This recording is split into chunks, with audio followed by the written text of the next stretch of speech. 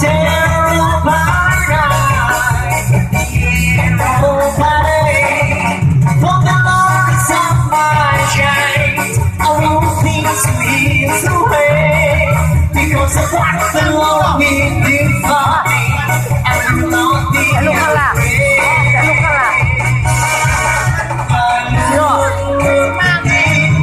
Chúa không giúp con xin nhớ Chúa trong đời.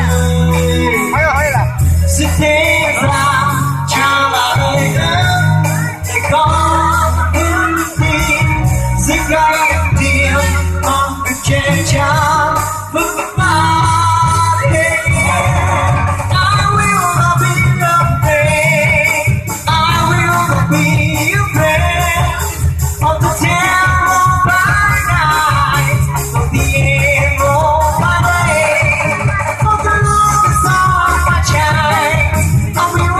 So here's the way, because of what the Lord will do for me, I will not be afraid.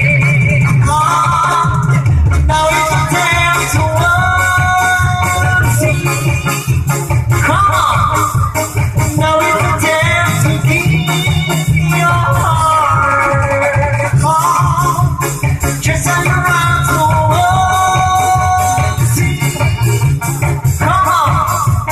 just tell you I'll be born. You're